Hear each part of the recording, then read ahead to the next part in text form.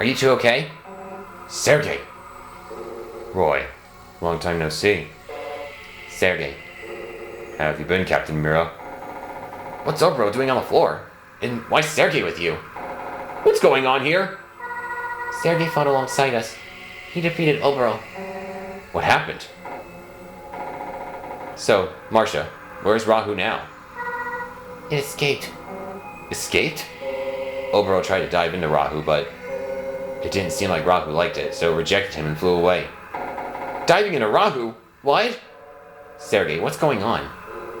I'll explain it in detail, Captain Mira. But let's go to a different room. Please, follow me.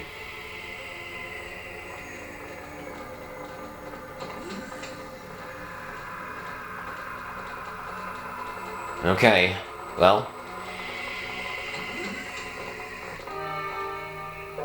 Where are we? This room belongs to our leader, who passed away not too long ago. Z's leader? Yes. Someone here needs to hear my leader's final words. This is why I brought you to this place. Someone... Who? Who is it? Please, listen. These are my leader's final words. Okay. You'll never know how proud I am that you've come this so far. Hey, Kay, how come he knows your name? That voice. It's my dad. What? It can't be. The Z Syndicate's leader was really Kay's father? Let me continue playing the message. Kay, if you're listening to this message, that means Rahu has returned and our time is short. I wish that I could have been here to see you, to fight with you in this final glorious moment. However, if you're hearing this, it also means my time has come and I am gone from this world. I have given my loyal friend Sergei details on your mission. Trust him as he would have trusted me. You do not have much time left. Give Sergei the watch I gave you to care for so long ago. With the power contained in it, that watch, you can defeat Rahu. I failed you as a father in life, and my final wish in death is nothing but a fool's errand. I'm sorry, son. That was his final message. The watch. My dad told me to keep it on at all times, never to take it off. He said it over and over. I promised him so many times, and then he left me. Hey. Sergei, what's going on? Like you and Roy, I learned about the outside world when I became a Class S commander. Though you disappeared right after you found out about it. Sergei, why did you leave without telling us? Because I met my boss.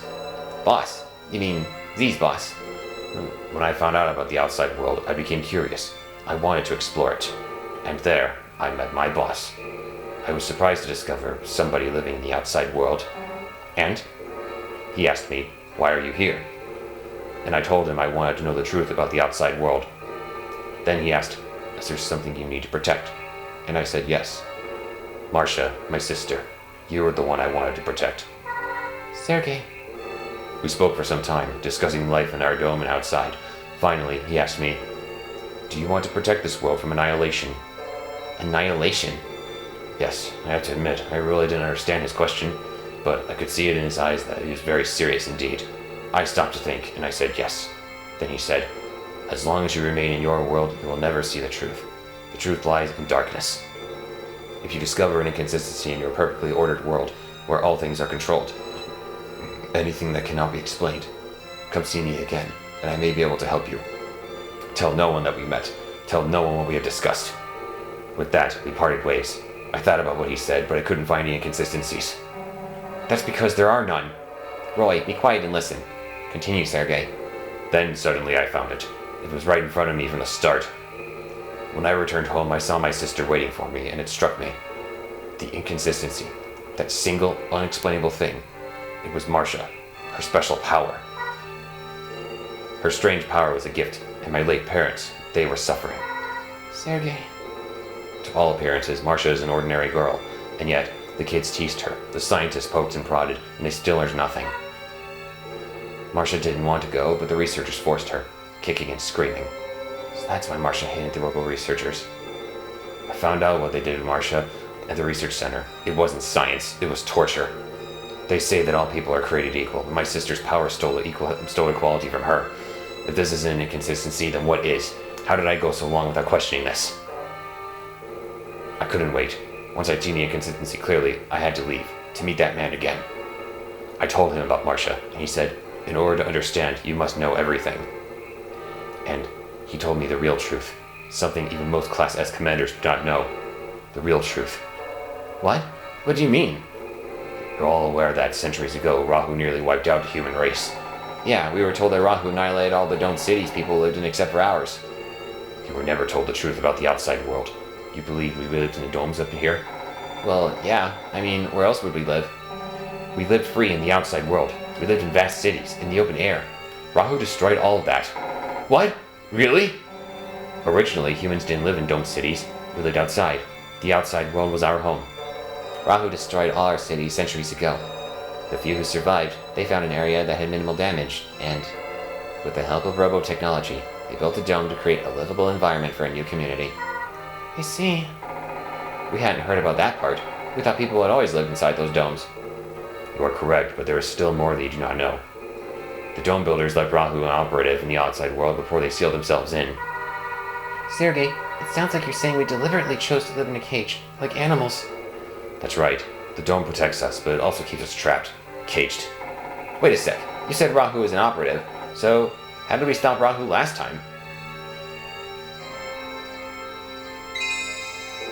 Rahu possessed no form of its own. It was more like a spirit than a living creature. What? No form? That doesn't make any sense. We saw it. It looked like a custom Robo. I'll explain that later. Let me continue, though. Originally, Rahu was invisible, formless, but still physical, still capable of inflicting damage. We couldn't see it, but it was a real creature, and it evolved rapidly.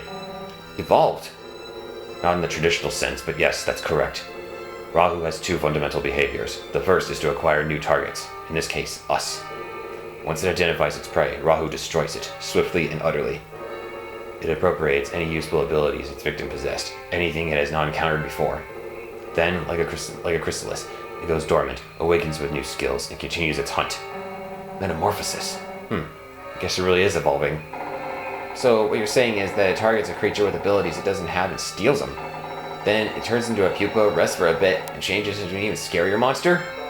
Yeah, that's just about the size of it. That's just a secondary behavior, though. Its primary function is to annihilate every living thing. So it's invisible. It can learn to do everything we can do, and all it wants is to kill everything? Right. So what can we do? I mean, other than just roll over and die? How did they stop it hundreds of years ago when it was running amok? Custom Robos. It was because of custom Robos that they were able to defeat Rahu. Custom Robos? Yes, back then custom Robos were nothing but children's toys, like robotic action figures. It may sound strange, but even now there is much we do not know about custom Robos. Rahu's destructive rampage was at its peak, and we were all but extinct. When suddenly Rahu targeted a young child's Robo toy. Then, something inexplicable happened. Rahu merged with the Robo, melded itself with the Robo. That's weird. Why did you do that? I'm not sure. Some people think there's a connection between Rahu and the custom Robo. It almost sounds like Rahu did a dive into that custom Robo and, I don't know, got stuck or something. And that's why Rahu looks the way it does now. That's why we can even see it in the first place. That's correct.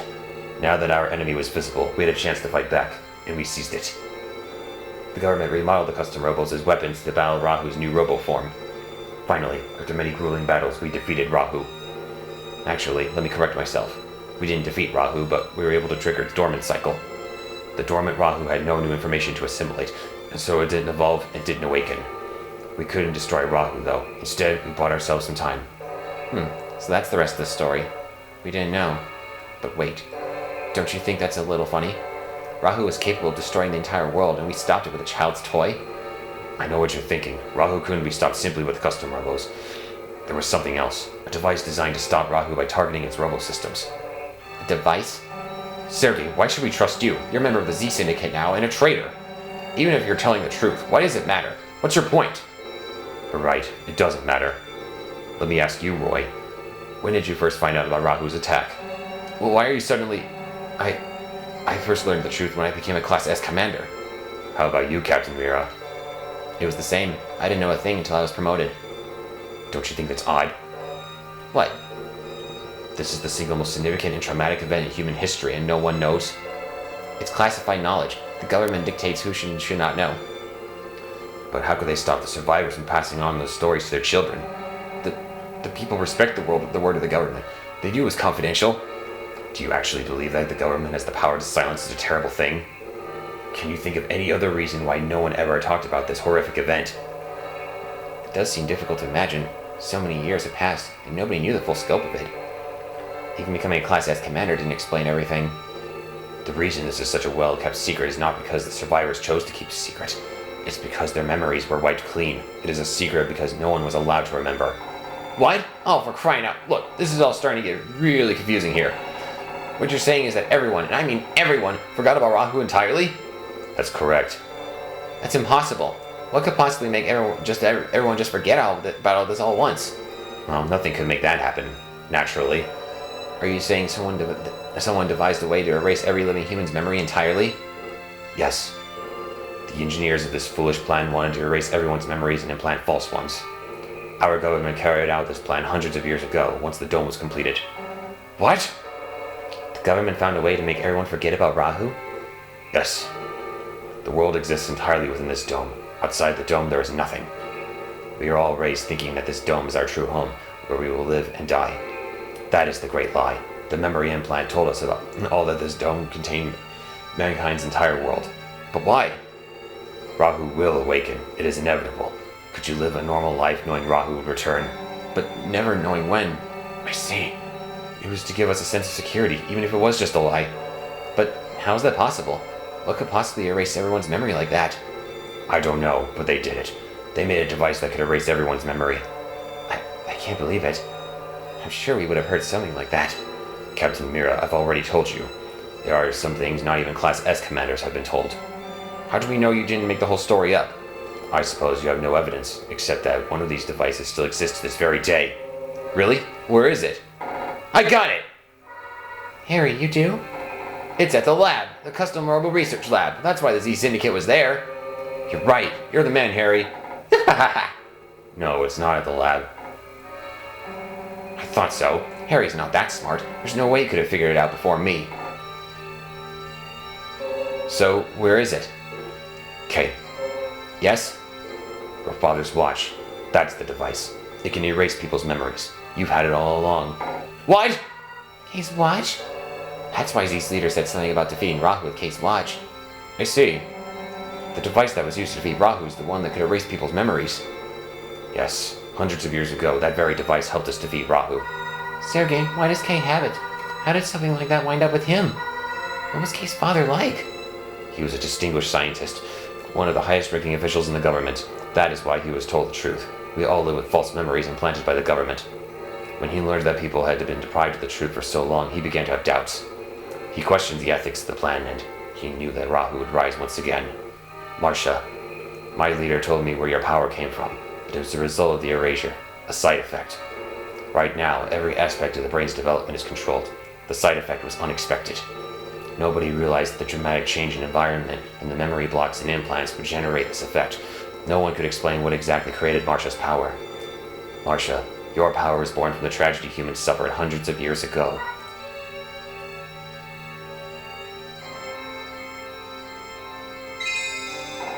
Let's get back to the subject. You said the K's father had doubts about the false memories? Was he the only one in the government who felt this way? He must have been something. He was. He stole the only remaining model of the memory erasure device. He escaped to the outside world with several of his colleagues. I'm sure the government must have been quick to send someone after him. Yes. The government soldiers had one goal, to retrieve the memory erasure device. They searched all over the outside world for him, but he was always one step ahead. Instead of taking the device with him to exile, he hid it inside of the domed city itself. He reconfigured it into that watch so that no one would be able to identify it. And then he gave the watch to Kay. Yes, to the one person he could trust, someone who didn't know the power of the object he held. And that's when your leader formed the Z Syndicate? And all this time, the Z Syndicate's goal has actually been to inform people the truth. It was at first. We wanted people to know the truth, to prepare themselves in case Rahu did attack again. But as time passed, he began to worry, to doubt himself. He began to worry that informing everyone of the truth would only trigger mass panic. He realized that it might be best to find a way to stop Rahu without having the people know about it. That was the moment when my leader formed a syndicate made of the strongest fighters. Strong fighters? That's when he recruited you. I wanted to save this ruined world.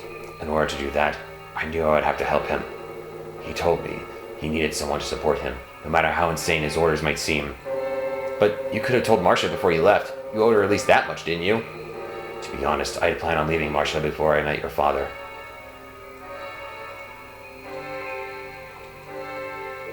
My sister would do anything I told her. If I'd stayed, she would never left my shadow. It was unacceptable, unthinkable. I wanted her to think for herself, to grow into the commander she is. I thought that, if I weren't around, she would have the opportunity she needed to think for herself. That's why I left the way I did. But I always watched over her. I would have come to her aid in a second if she were ever in danger. I left, even though I knew I ran the risk of alienating her, of making her hate me for leaving her. Sergei, I've learned something. My partners taught me something more valuable than I'd realized.